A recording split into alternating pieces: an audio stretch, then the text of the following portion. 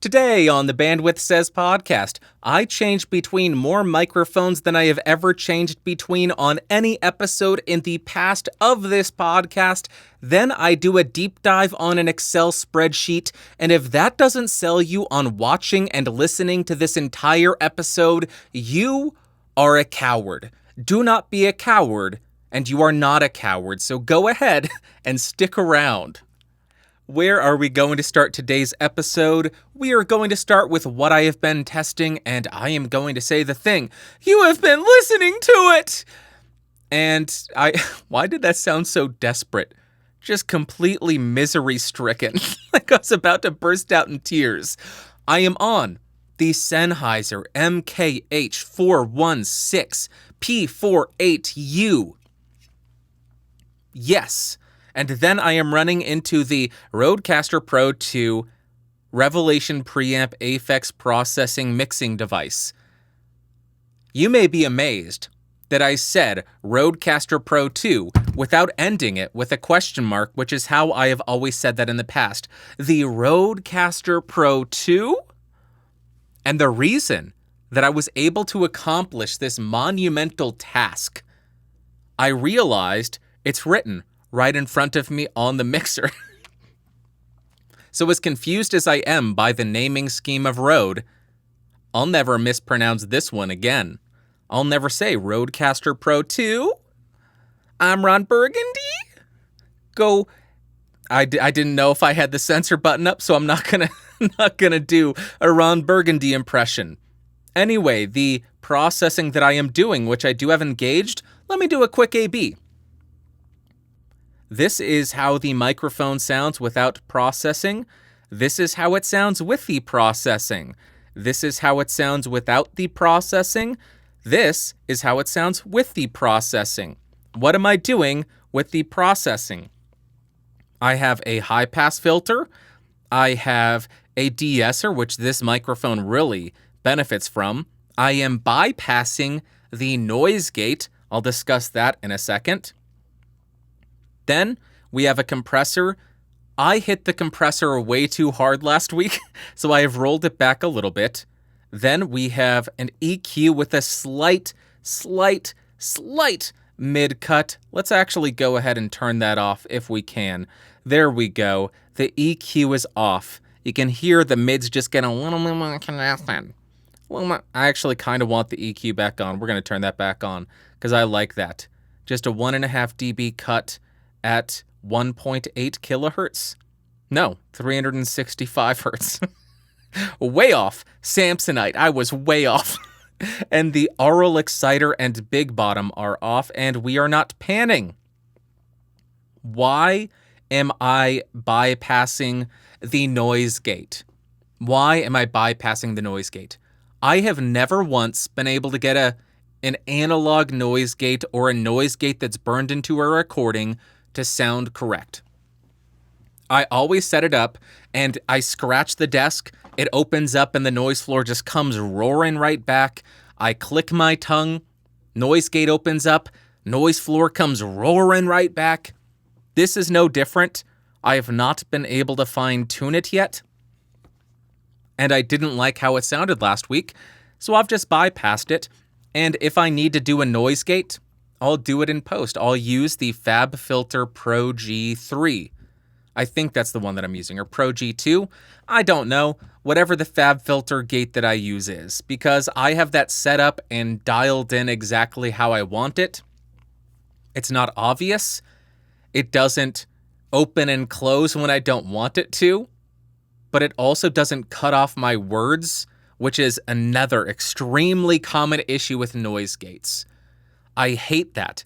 With so many people's implementation of noise gates, you can hear the beginning of words get cut off and the end of words get cut off.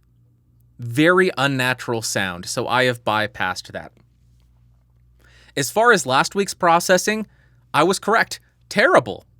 Terrible. Not the worst out there. I have heard much worse sounding podcasts, but not up to my standard. I was going in way too hot. It sounded like I was compressing almost a clipped signal. It just was rough. The compression was way too much. The noise gate was way too obvious. Not a good sounding podcast in my opinion. And that's all that I gotta say about that. Why am I just doing movie quote after movie quote? I can tell you, I would probably be able to exist my entire life quoting nothing but films. I could find a movie quote for any situation. Unless you put me on the spot and actually ask me to do it, then I would just freeze like a deer in headlights and not be able to give you any answers. But I am on the Sennheiser MKH416 right now. I am underbooming it, and there's a reason for that. But let us go ahead and jump back to footage that I filmed yesterday, because I need to switch microphones and use the microphone that I switched to in a different fashion. So let me go ahead and work up some magic dust in my fingers. That was really weird. I didn't get enough magic. Let me try again. Now, before we jump to the next segment, I have changed my setup slightly. Now I am boom micing with the Shure SM7B again, running directly into the Universal Audio X8, no cloud lifter, no fed head. Gain set at 65 decibels, 100% gain. I am about 12 inches away from this so that the microphone is just out of frame. And now, let us go to what you had to say. And the first comment comes from King Troll. Sound speeds, he says. You know, if the SM7B were totally out of the frame and you were to zero out the self-noise, Perrin, it's a constant and very low, so no biggie, and leveled, it wouldn't be bad at all. Watching the streamer, you are much more expressive with your hands when not restricted by the mic in front of you. Next, try your 416 overhead for an entire video and see what you think.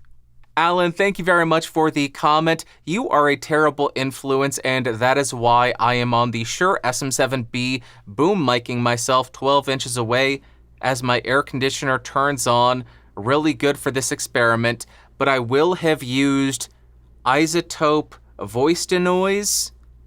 I'll be using some kind of noise removal plugin to remove the preamp hiss that's introduced and see how it sounds, booming the SM7B. But that's all that I'm doing with the SM7B so far, or for now rather. Now I am going to do the rest of the podcast using the Sennheiser MK416P48. I think I got the model number right. Let's switch to it, and let me shut off my AC.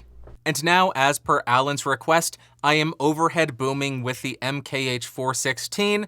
I can tell you already, I am not the biggest fan of this microphone in my setup for this application. Is that enough qualifiers for you? I just don't like it. I know that because I did a lot of recording with it yesterday. To me, it just sounds like there's too many reflections. I have a 32-inch big glass iMac right in front of me, and what happens when I speak? My voice goes right into that, and then bounces right back at me. Why do I keep barking like a dog? I know there's a couple of people who listen to this who are going to say, oh, Bandrew's a furry. Hey, think what you like. But based on my current setup, based on my environment, I do not like the MKH416. That's really weird that I said that. Whatever, we're not editing. We're not cutting any of that out. Think what you like, and if what I just said makes you think more one way or the other, who cares? I have a massive monitor in front of me that is just a reflection magnet, a reflection reverse magnet. It reflects stuff back at me. A reflection mirror. There we go. That's what I'm looking for. That makes sense because mirrors reflect stuff. I am very slow. Can you tell? This is why I do a lot of preparation. But because of my environment, let's see if I can actually get through it. I don't like this microphone in this setup because it picks up too much reflections for my preference. And I would almost 10 times out of 10 choose to have a dynamic or a condenser 6 inches off, 8 inches off maybe even, and I would be much happier with the sound that I was getting. But you let me know. Let me know in the comments what you think of this setup that I am using right now, which I will use for the remainder of this podcast when I'm not testing other microphones out, because I change 8 microphones, 5, 6, 7, I don't know. A lot of microphones. When I'm not doing that, I'll be on this. So Alan, there you go. I am meeting your request, your demand. And you tell me what you think. Is this good enough? To me, it's not. And I had to adjust my secondary camera angle, otherwise it would have been completely blocked by the 416. Next question comes from Random Tech. He says, "Hey Bandrew, appreciate you reading my comment. The key phrase in my comment was within your budget. I would never recommend to any of my clients that they spend 70% of their income on housing. That's just nuts. Typically, you want to budget about half of that. Another way to do it is to take what you're currently paying in rent and work backwards. How much home does that afford you? If homes in your area are selling for significantly higher than what a typical mortgage payment would be, then it makes sense to continue to rent in the short term. But my experience is that within a year or two, rents get jacked up to reflect the new higher home prices, so you end up paying the higher prices in the end anyway. This is exactly what's happening right now in many markets, with rents soaring and bidding wars on decent apartments. Either way, I'm sure it will work out for you. Just gotta enjoy the ride." And he's got a emoji of waves. Random Tech, thank you very much for the comment, and thank you for sharing your expertise and advice here.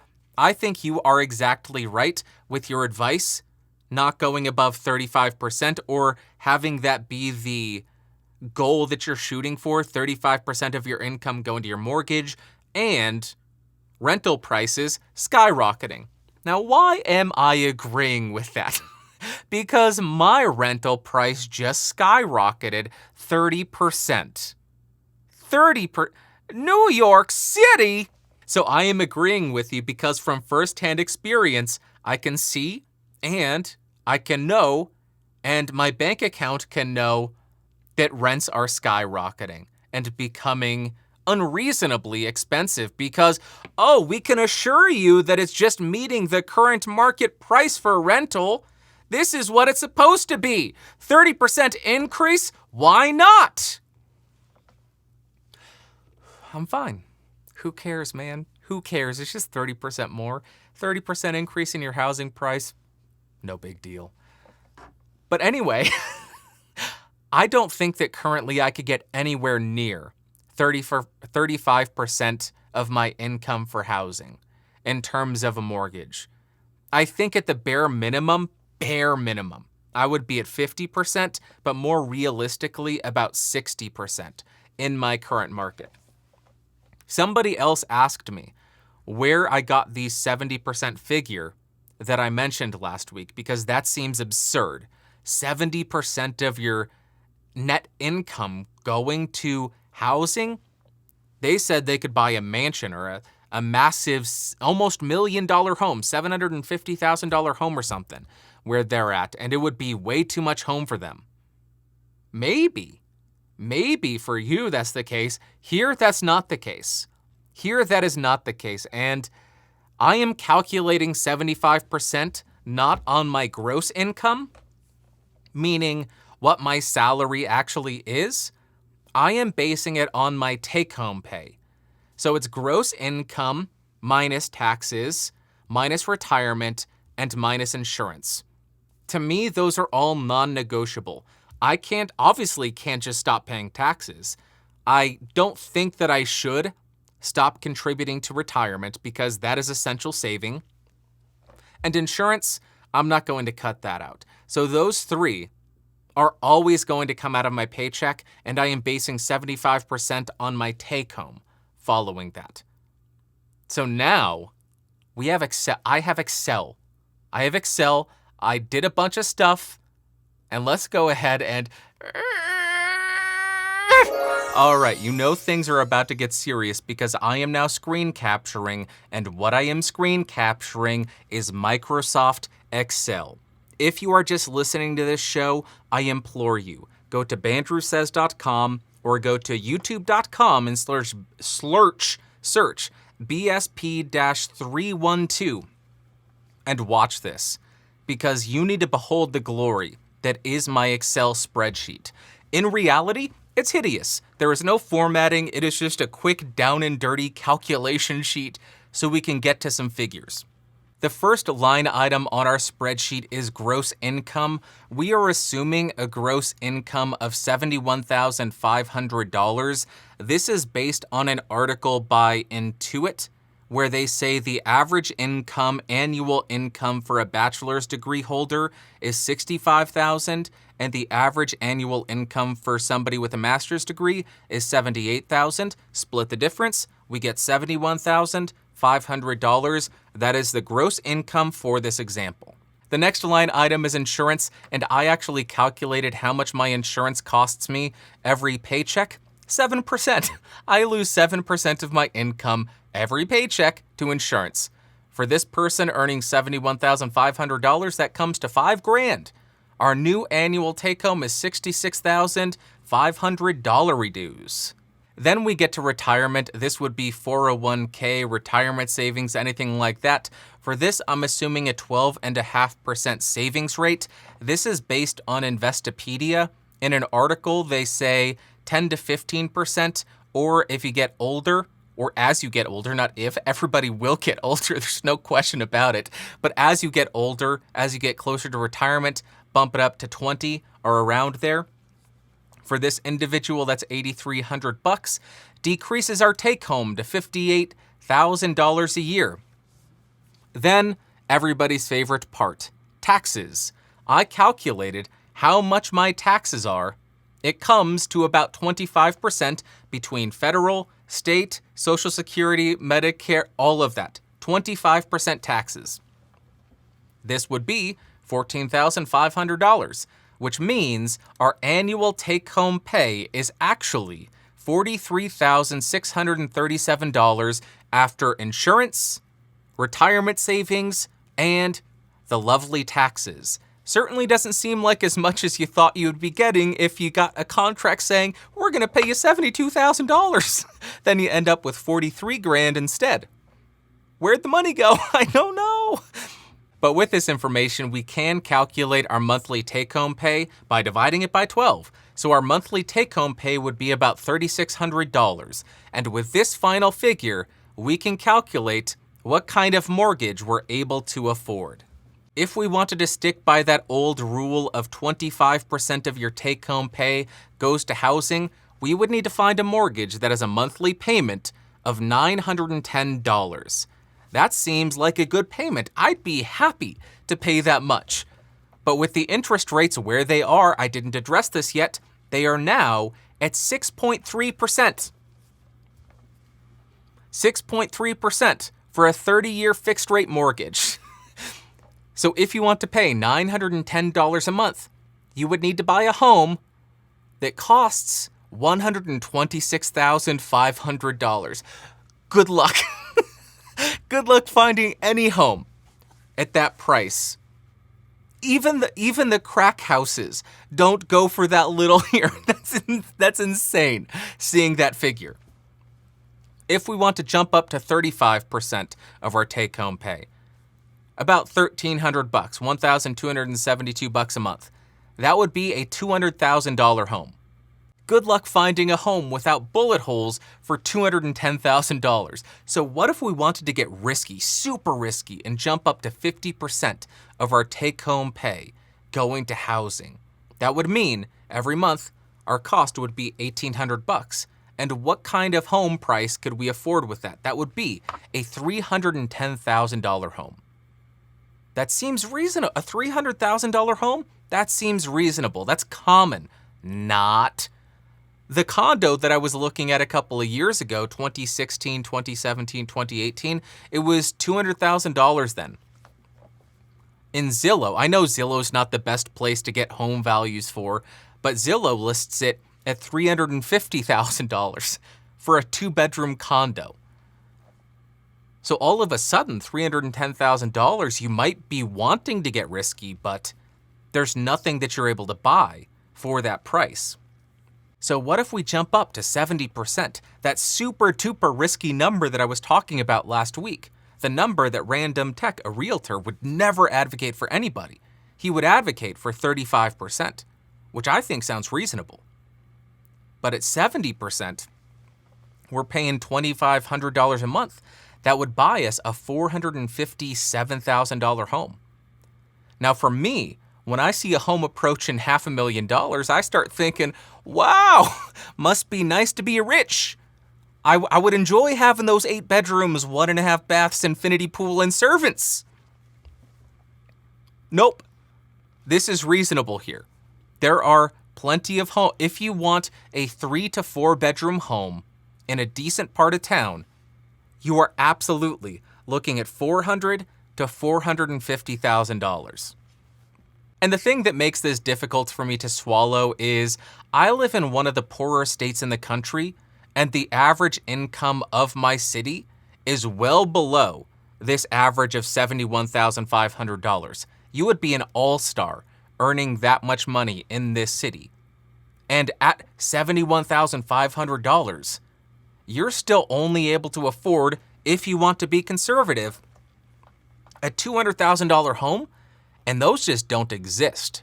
So what this exercise in Excel has illustrated for me is the issue with the interest rate essentially doubling over the last 6 or 7 months, but there not being any downward movement in home prices. Now, I understand historically interest rates at 6.3% are affordable, but home prices, back when interest rates were 10, 12, 18%, home prices weren't $500,000 in a poor state in a violent city.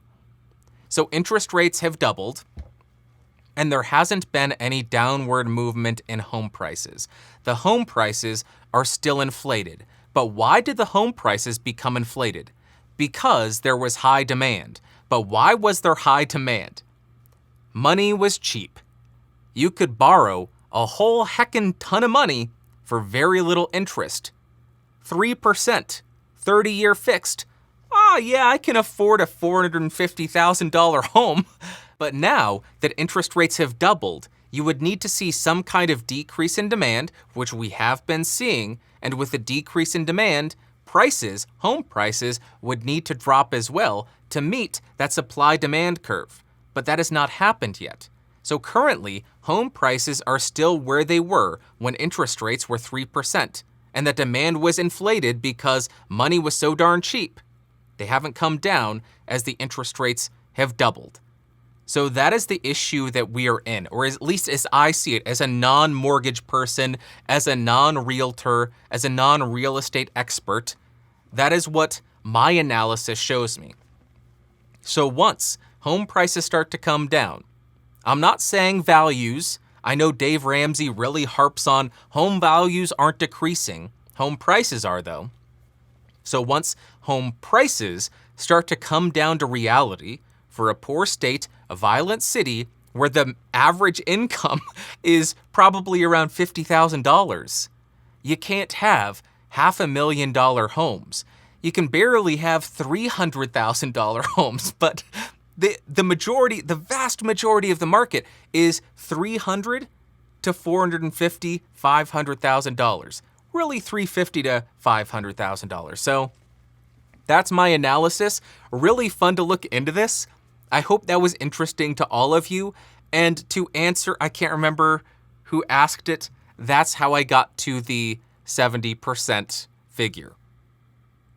Because I would be looking at around 70% of my income going to housing at the current home prices.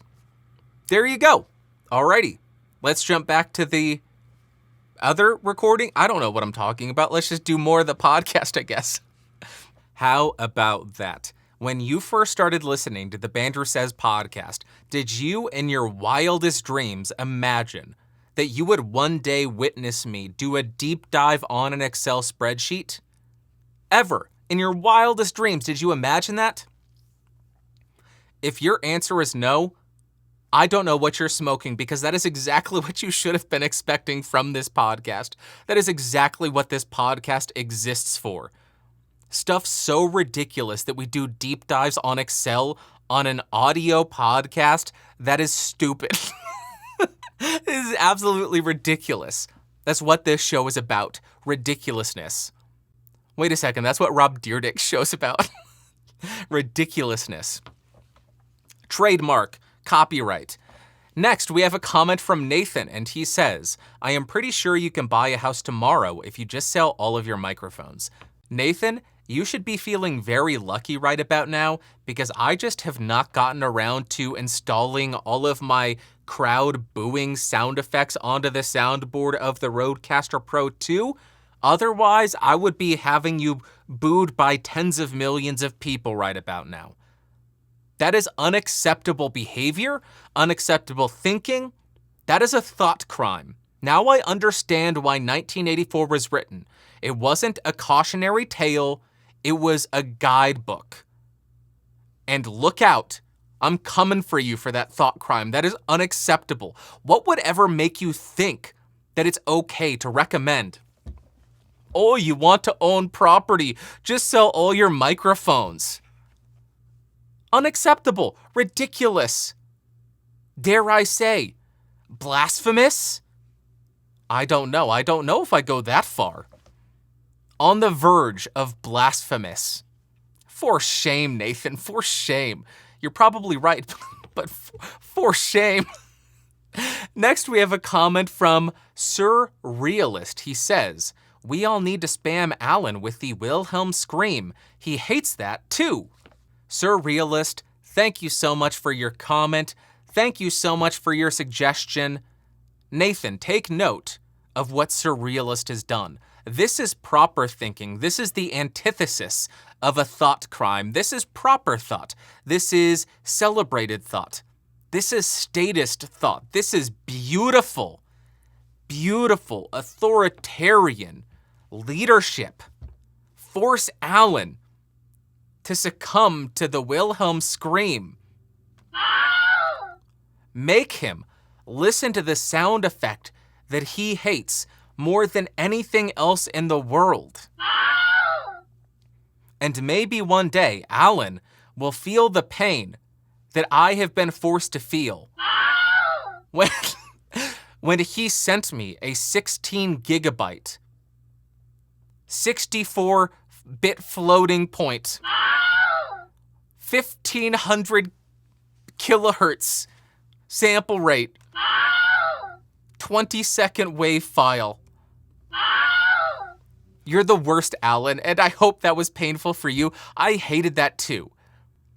I think I hit it too much, but I guess that really drives home the point. Alan hates that sound effect, and he made me hate it too. And that bothers me. If you don't know what the Wilhelm scream is, it's a stock sound effect in some sound library that Hollywood filmmakers use, and it was recorded in the 50s. It was for some cowboy film, I think. Some guy getting shot, and that was one of the takes.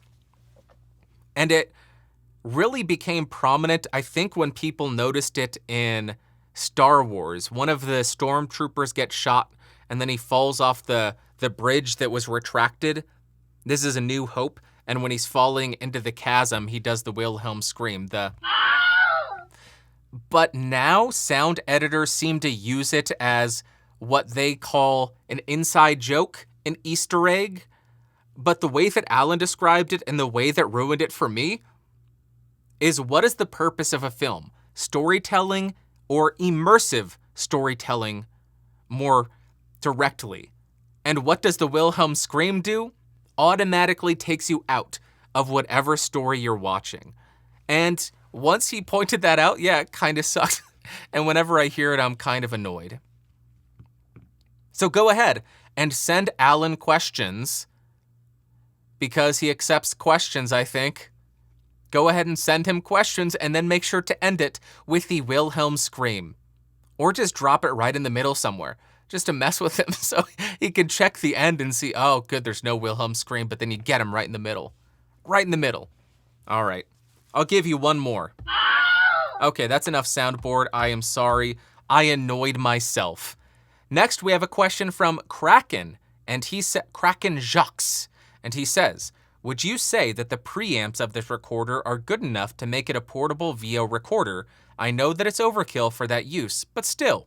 Kraken, thank you very much for the question. The EIN of the Rodecaster Pro 2, they list it at negative 131 dBV, but that is not what we typically see. What we typically see is dBu, and what I was told is that that translates, negative 131 dBV translates to negative 128 dBu. If that is all true, I have not measured this, so I can't confirm that with absolute certainty, but if that is true, that means that the preamps of the Rodecaster Pro 2 are the same, have the same noise floor as something like the Focusrite 2i2 3rd Gen, which also has, if I'm not mistaken, if I am remembering correctly, any other qualifiers that I want to include, negative 128 dBu. So if that's the case, if you've used a Focusrite and that has been acceptable for your voiceover work, then yes, this would be. Yes, this would be acceptable. Yes, the preamps would be good enough for a portable VO recorder. But like you said, this is going to be absolute overkill if you're traveling. Unless you need 4 channels, I don't see why you would be taking this. And if you have something like a Focusrite in your studio, that's so much smaller. It's a fifth the size, maybe? Take that instead. Take that instead and you'll be much better off, and it'll take up a lot less space, and the noise floor will be identical, assuming that the statement that it's negative 128 dBu is accurate. So there you go. You'll have to wait for my review where I do much more in-depth testing. Right now, I am just trying to become really acclimated with this device. Thus far, I am not. And thus far, I have not started doing the more technical stuff that I do. I don't do technical stuff like Julian. I don't have any kind of measurement systems or anything like that, so I don't do any of it. But as far as my technical stuff, I haven't done any of that yet. Hopefully that was helpful. That's all that I've got for what you had to say. Let us jump to my favorite part of the show, the Ask Bandrew segment.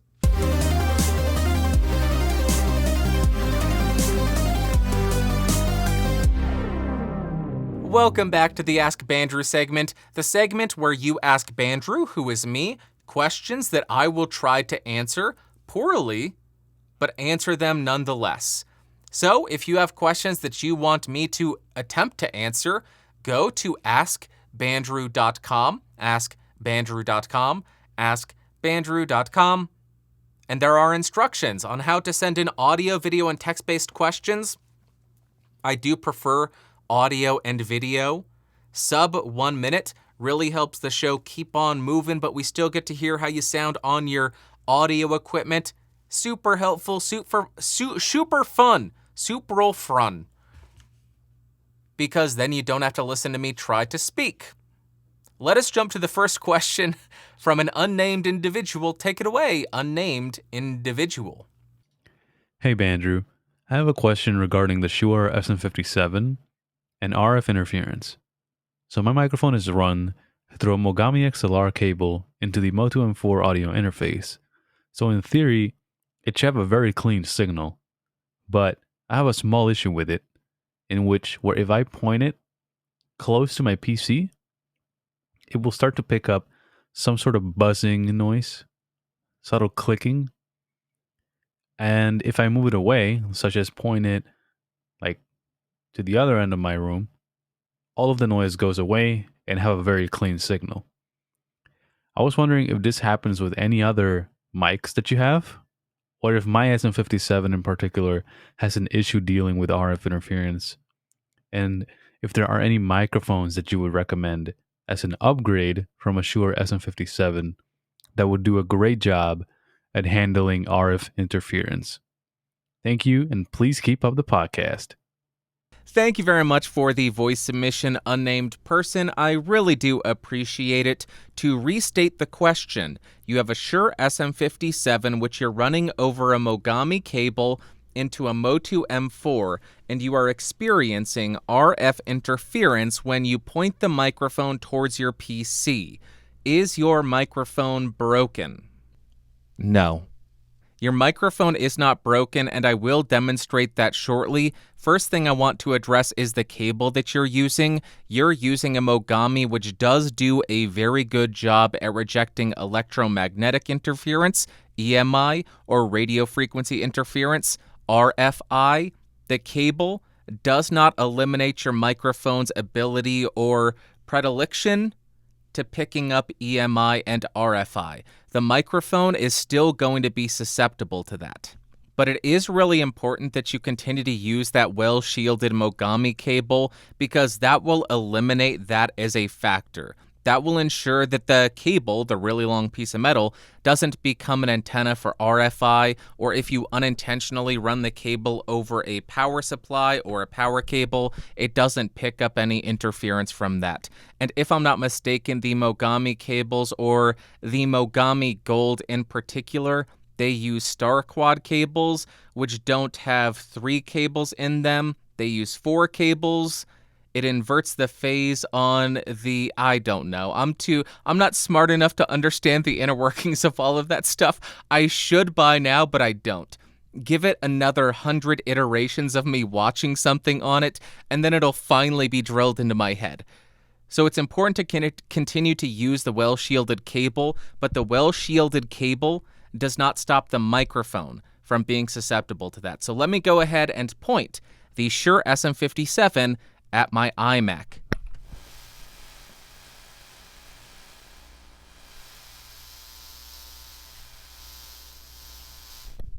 Yeah, that's a lot of it. The cable does not pick that up, though. Let me go ahead and rub the cable in front of that. You don't hear anything, but yeah. Okay, let me go ahead and throw a couple other microphones on there to see how they handle it. Yeah, let's do that now. First up, we have the SE Electronics V7. If I am not mistaken, this has a reputation for being really bad with EMI and RFI.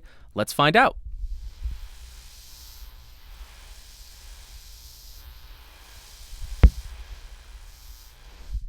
Not as bad as the SM57, but not great. Let's go to the next one. Now we are on the Behringer XM8500 because why not? Let's see how this does.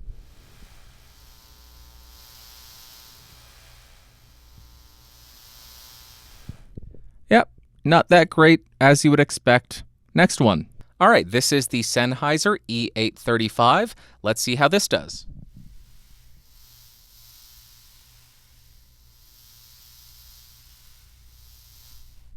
A little bit better, but still not great. Okay, let's do a couple more. I guess. This is the Beyerdynamic M88TG. It was the one in the drawer, so we're going to see how this does at it. This is very old technology, so I'll be surprised if this does well at rejecting it.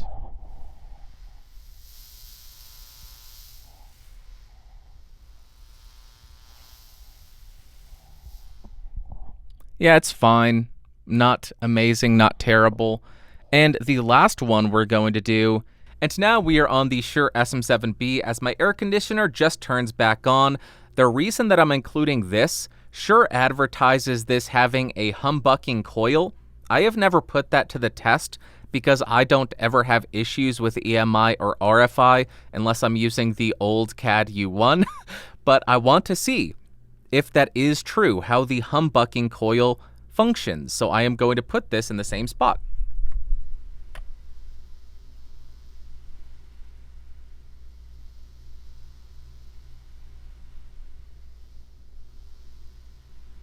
And that was the Shure SM7B. This really got me interested. I want to go run and grab more microphones and do a bunch more tests. I don't want to drag this podcast episode out too long. I think I'm going to do a whole video just pointing microphones at my computer to see which one does the best at rejecting EMI? Because I have no idea. I've never done that test. I've never run into any issues with it, really. But I think that's a great question. What microphone does the best at rejecting that kind of stuff? When I point it directly at a source emitting EMI, because that's a common thing that people do? I don't know. Great question, unnamed person. I don't have an answer for the best microphone for you. I gave you a couple comparisons there. That should give you some information, but I don't want to just BS you and blow smoke up your rear end saying, this is the greatest one, when I just haven't done the tests. Expect a video in a bit. I don't know when. Maybe I'll just do that next week for podcastage. I don't know. All right. Let's go to the next video submission. Hey, Bandrew. My name is Henrik, and I just wanted to take a second to say just thank you so much. Not just for the content you do on your main channel, but for this podcast. I really have enjoyed listening to it, and I've really enjoyed getting to know you a little bit more. Also, I couldn't help but notice on the last episode, you stole my mustache for clout on your thumbnail. But I'm going to let that go, because I really do look forward to the show every week that you do it. But I also appreciate how honest you are about feeling burned out and how life can kind of get to you a little bit. And I appreciate you sharing some of the fun ways you've tried to cope. So I hope you know, as a diehard fan of your podcast, that you take all the time you need to be well and be happy. And I will look forward to hearing you say weird jokes and talk about Blu-rays and stuff. So just a huge fan, and I just wanted to say something because I believe in expressing the appreciation. Wow, I'm actually nervous. This is weird. I'm a public speaker, like, as part of my living. Anyway, thanks so much for your show, and I look forward to keeping a listening. Oof, I forget how to talk too sometimes. Henrik, thank you very much for the video submission. Your audio sounds great. Your video looks great. I really do appreciate you. There wasn't really a question here, but I had to include it for multiple reasons. Number one, your words are kind, and your kind words mean the world to me. Secondly, Henrik was wearing something in his video. I'll give you a second, and you let me know if you noticed what Henrik was wearing before I address what he was wearing that made me want to discuss it. 3, 2, 1. Okay. Henrik was wearing a shirt for the last drive-in with Joe Bob Briggs.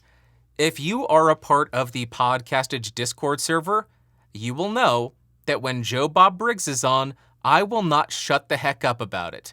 I will say, oh, first movie tonight is this, Joe Bob's on, yay! And I will just not shut up about it. And I am sure that's annoying for all of you, but hey, it's my server. I'm going to scream about what I love, and what I love is Joe Bob Briggs. Let me address something. I have mentioned this in the past. I don't wear any clothing that has printing on it that broadcasts anything that I'm interested in, because I don't want anybody to be able to have any preconceived notions about me as an individual before speaking with me. So my shirts, my hoodies, my pants, nothing has any printing on it, no rhinestones engraved on there in dragons or anything. I don't wear Ed Hardy. Does anybody remember Ed Hardy? I know people my age remember Ed Hardy. Goodness gracious, who thought that was a good idea? Back to the story. I don't wear clothing with any branding, save the hat, except for one shirt. This is my last drive-in with Joe Bob Briggs t-shirt. This is the Season 4 t-shirt. I have a Christmas shirt from last year, and then another Joe Bob Briggs shirt from 2 years ago, I think. Maybe not that long ago. But I will wear this every single time, every single night that Joe Bob Briggs is on. That's the only time that I will wear a branded shirt with anything on it. So I saw that, and I saw a fellow Mutant fam member, and I had to give props, point it out, and say to everybody who watches and listens to this podcast, you better get ready for Halloween, because when Halloween comes around, we get a marathon from Joe Bob Briggs, and you better watch it.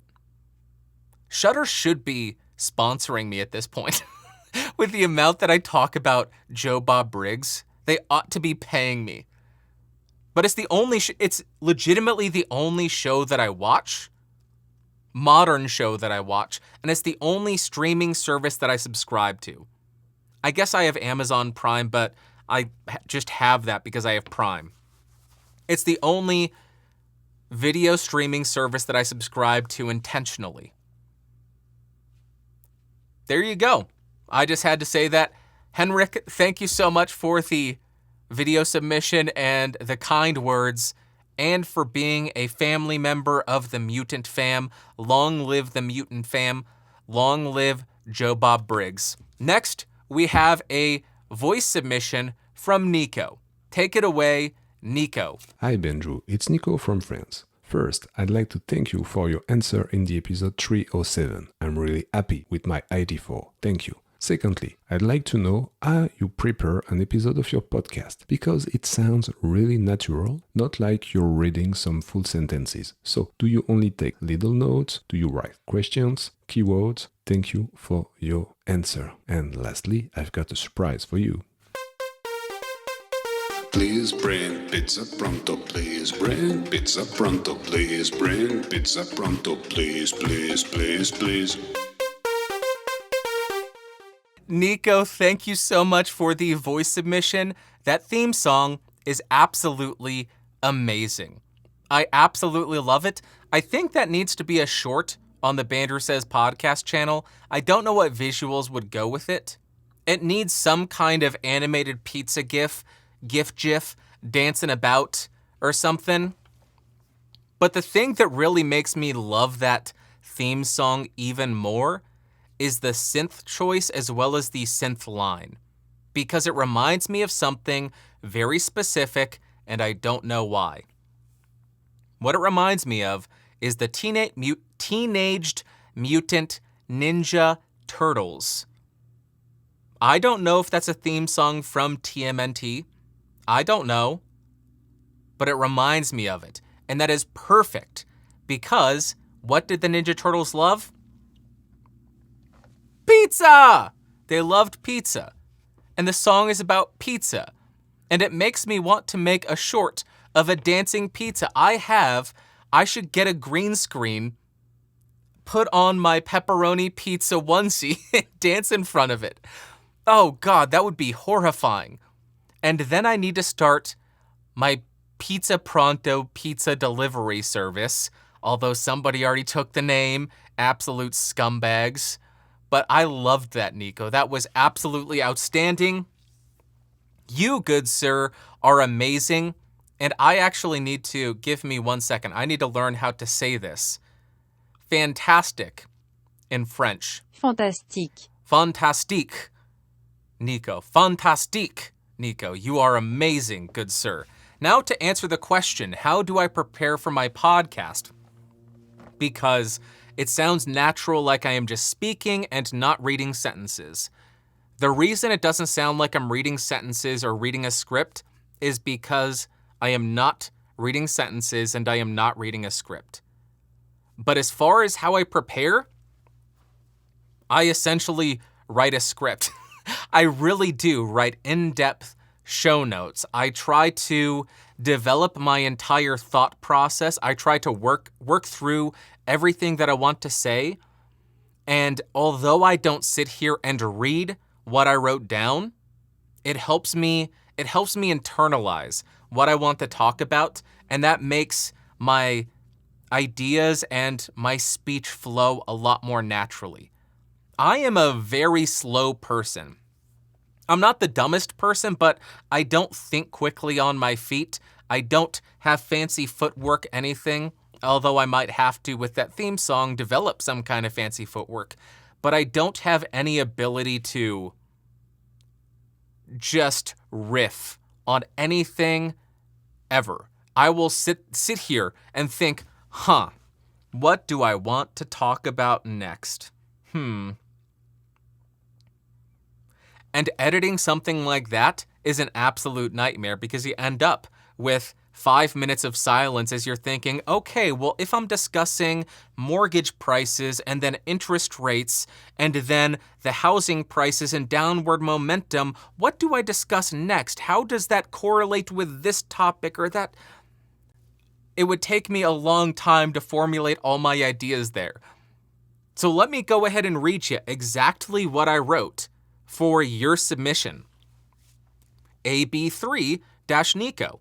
Now I know this is the third Ask Bandrew submission for this week. I know the individual who submitted it is Nico. Q, telling me here's what the question is, and it's bolded. It says, how do I prepare for my podcast? Now I know who sent it in, where it is in the show, and what the question is.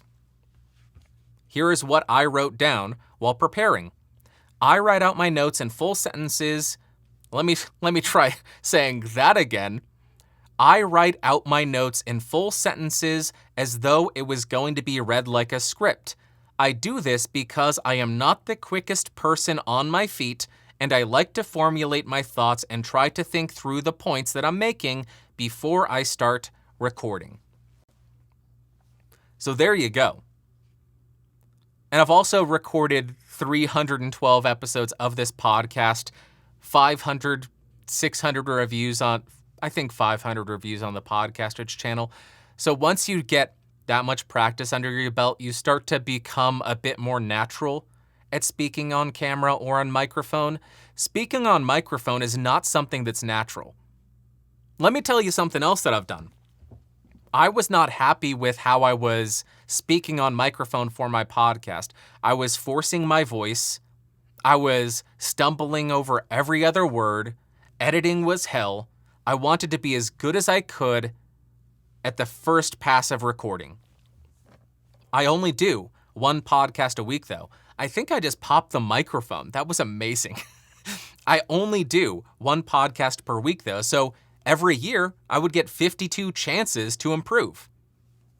That's going to take a long time to improve. So what I did for a year, maybe a year and a half, I think I have 350 recordings because I didn't do this every day, but I would spend 10 to 15 minutes recording an audio diary. Not with any intent to release it anywhere, not with any intent to really go back and listen to it, but 350 recordings with the intent of becoming more natural on microphone, improving my speaking ability on microphone, and taking better notes and being able to be a bit more spontaneous. That's why I did it. 350 recordings, that would take me, how long? 7 years? To actually get that much practice if I only did the recordings for my podcast. So I got 7 years of practice within a year and a half. I'd say that's pretty good. And that's something that you could be doing. You don't only have to record when you have a gig or when you have a podcast or a YouTube video to make. You can practice outside of that, and I highly advocate that most people do that. I guess I stole this from somebody. I don't remember who I stole this from, but people who play sports don't just show up for the game and play. They spend a lot of time practicing in between the actual games, in between the actual performances. Musicians don't just show up for a concert and play the music. They spend months and months practicing where nobody is listening other than themselves and the conductor. So why not do that kind of practice with speaking on microphone, whether it be a podcast, whether it be speaking to a camera for YouTube? Practice it, because this is not natural. This is, any other time in history, this would be psychopathic behavior. I am going to sit in a room by myself, talk into a little black piece of glass, because I have an ND filter on it. I'm going to speak into a little piece of glass and pretend that thousands of people are sitting there listening to me. I would be burned at the stake in the 1600s.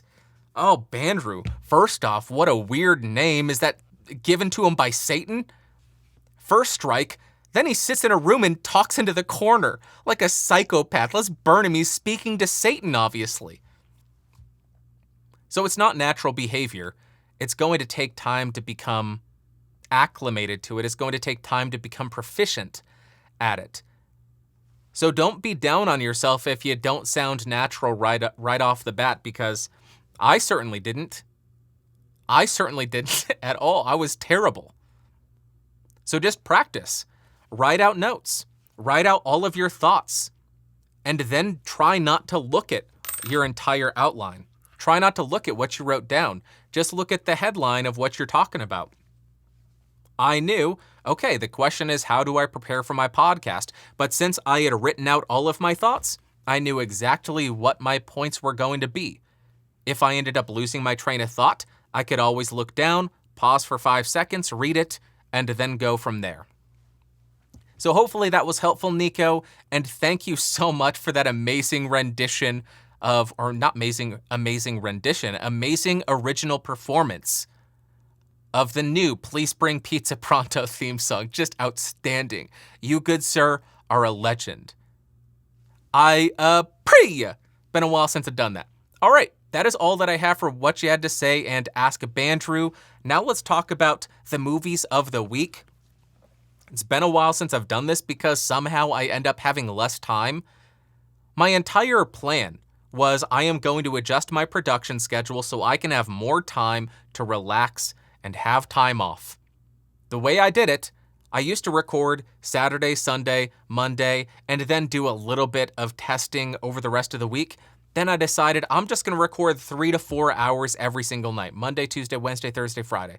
And then on Saturday, I will do a little bit of catch up if I need to. Sunday, I'll try to make my day off. Never ends up being my day off, but I will try to make it my day off to relax. And somehow I just end up working even more now.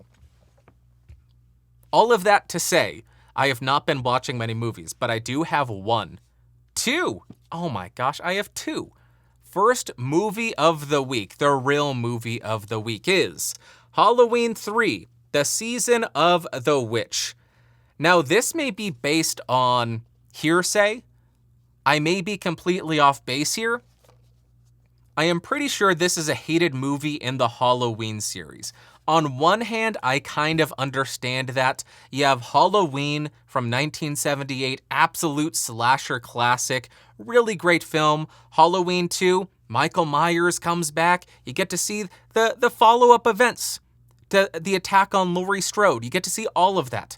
Then you get Halloween 3 coming out on the slasher rampage of the 80s. And what do you get? More Michael Myers? No. Michael Myers isn't in this at all.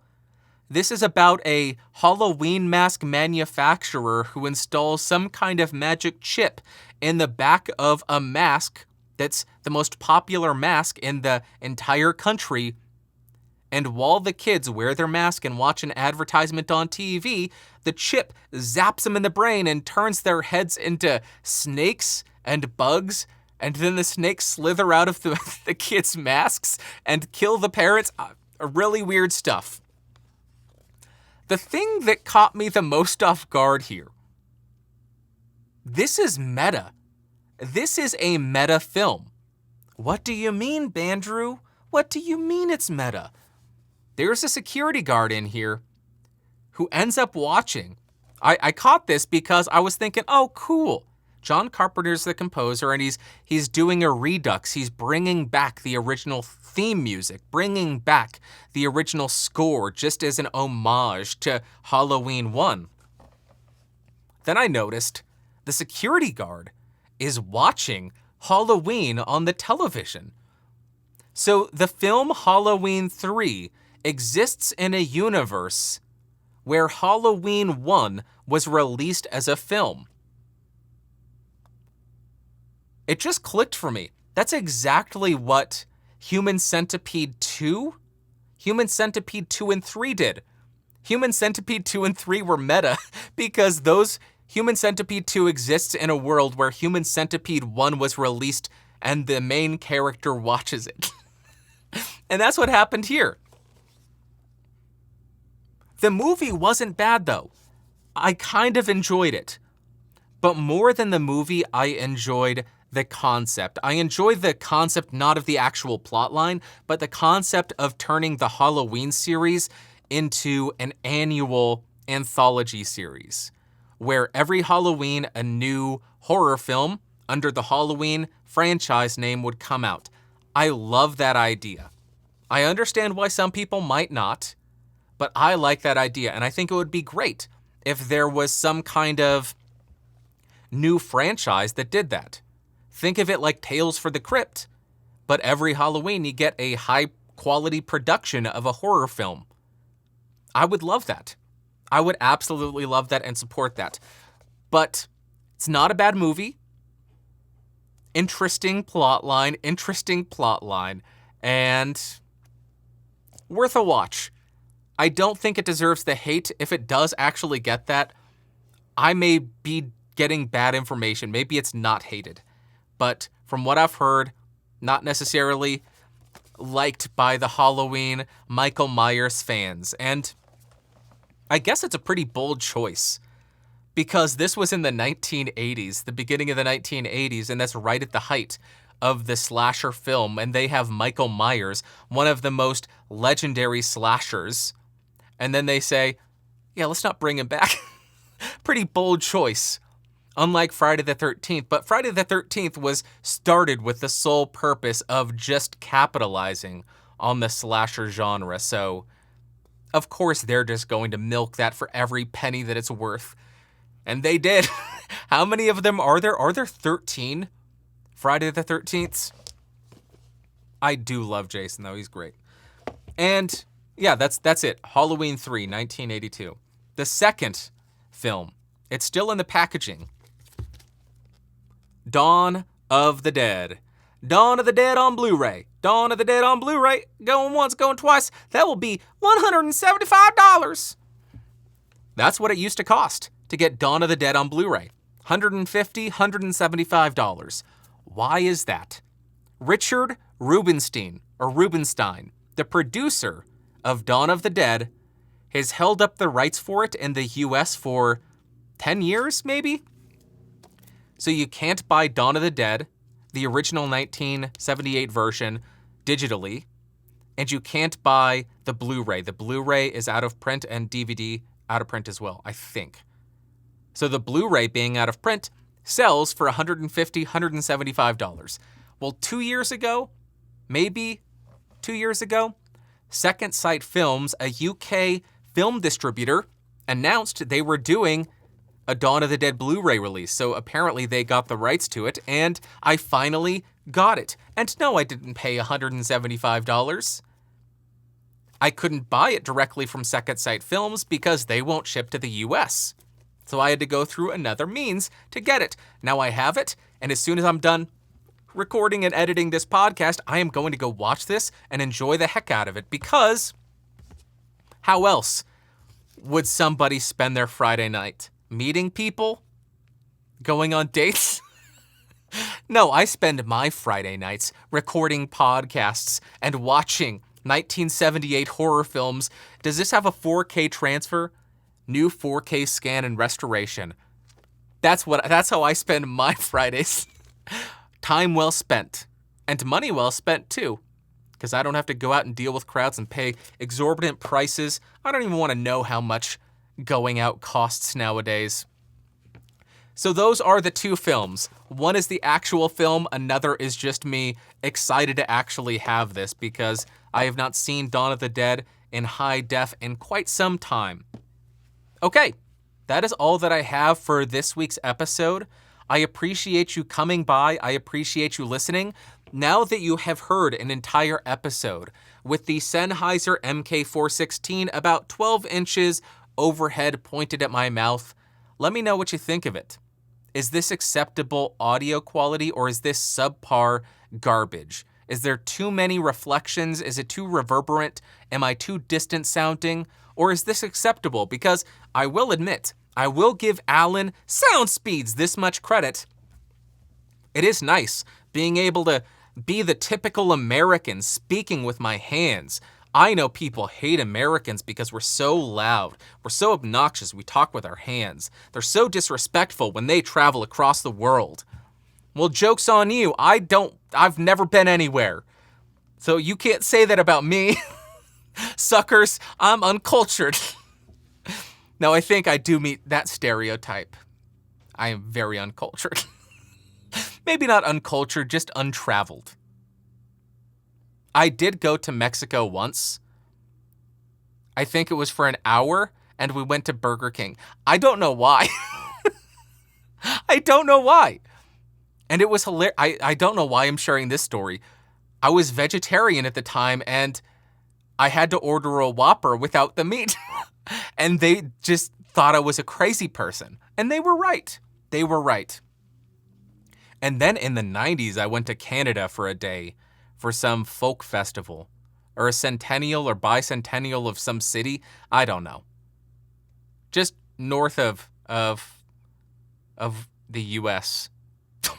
Obviously. Canada, the place just south of the U.S. Anyway, that's it for this week's episode. Like I said, I am slow on my feet, which is why I do all the writing before to really formulate my ideas. I appreciate you all coming by and sticking around and listening and watching this week's episode. I hope that you have an amazing Sunday, Monday, Tuesday, Wednesday, Thursday, Friday, Saturday. Next Sunday, I will talk at you. I love you. You are the greatest person in the entire world. Thank you. Bop, bop, bop, bop, bop, bop, bop, bop, bop, bop, bop, bop, boop.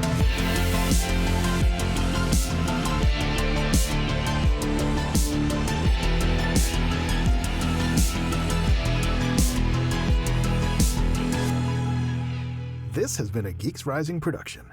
Your executive producer is Bandrew Scott. For more information, head over to www.geeksrising.com.